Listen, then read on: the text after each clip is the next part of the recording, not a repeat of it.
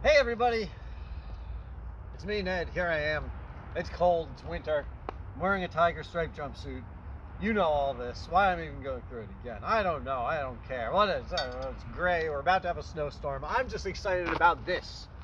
Formonos GR-10 Tinto 2018. This is old vine Garnacha from the Gredos. I've been on this Spain kick because I did a bunch of Spanish seminars on Zoom. Bordeaux coming up this Thursday, going to be awesome. But anyway, just doing a lot of research on Spain, Spanish wine industry, history, stuff like that. And I've always loved the Gredos. So the Gredos, it's a mountain range outside of Madrid. The mountain range goes through 3 different appellations: Vino de Madrid, Castilla y Leon, and something else that I don't remember. Ranges from like 600 to 1,200 meters of elevation above sea level, and there are a lot of old vines. It's one of those like wine regions in Spain that's like was sort of kind of forgotten, but there are a lot of awesome, exciting, old like bush vines out there.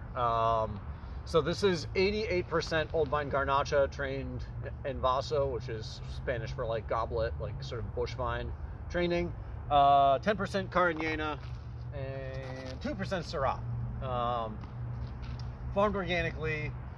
Formonos is a name taken by these 4 friends that started out, they were like wine lovers, and they were spending time out in the mountains hiking and stuff like that, and realized that there were all of these old vineyards, and they were like, wait a minute, there's all these old like abandoned vineyards out here. We like wine. We should start making wine. This is hand harvested, cold maceration, fermentation on the skins for 15 to 21 days, and then it spends 7 months in oak barrels, ranging from, I want to say, 340 liters up to, they have one giant old 4,800 liter like food truck. And then after those 7 months, then it spends another 2 months in cement and stainless steel. Can you tell I just read all of this? I did. What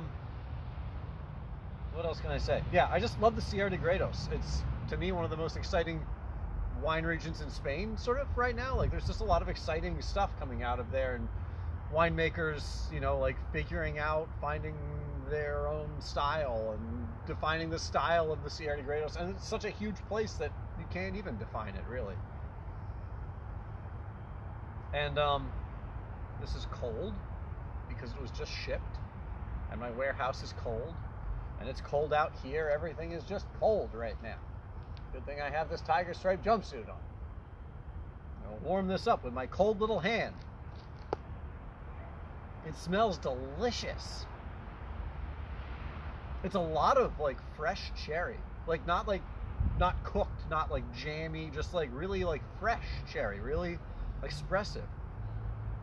Which is not really what I think of like Garnacha doing. Like, I normally think of Garnacha as being more like candied and stuff, and this is very pretty smelling. There's a little bit of spice, a little bit of like a wintergreen, a little bit of currant, a little bit of like really pretty sort of like licorice, not like black licorice, like red licorice. I don't know. Does that make any sense? Well, mostly fruit though. Fruit and a little bit of spice. It's not really floral smelling, but it's very pretty. It's one of the prettier smelling Garnachas that I think I have maybe ever smelled. This is 2018, so this is a new vintage that just arrived.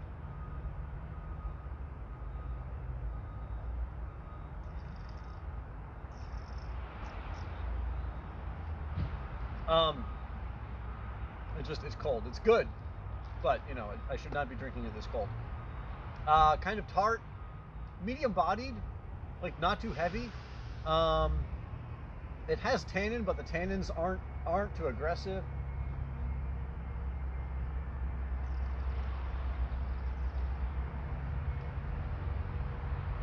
I mean, they're there.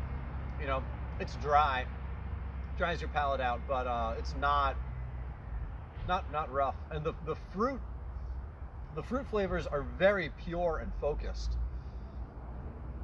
It's very pretty to drink.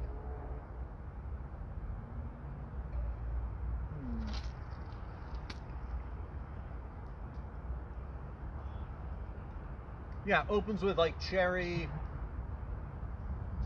ripe, sort of dense raspberry. Then you get this more like slightly woodsy, savory, kind of mid-palate.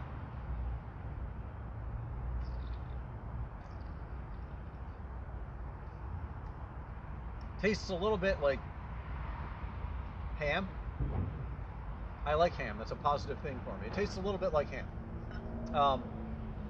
Which is to say, meaty, savory, salty, and maybe a tiny little bit of hint of like perceived sweetness in there. Look at the clarity of that too. I think that's it's unfiltered. They do a very light fining to it. Woo.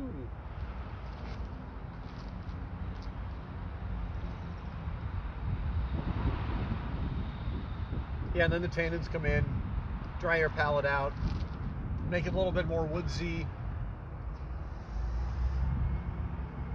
and then it fades away,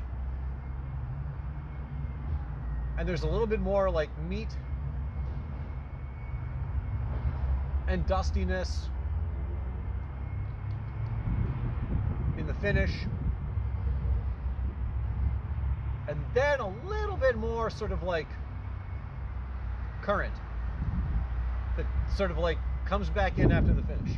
It's really, really quite nice. This is just delicious. So like I said, these are some of my favorite wines coming out of Spain. Just got this with new vintage, just arrived, just came in. Spain, so much fun, so interesting. I'm gonna go back into the warehouse and shut up now and go move more boxes around. Goodbye, everybody. My hand is too cold to operate this.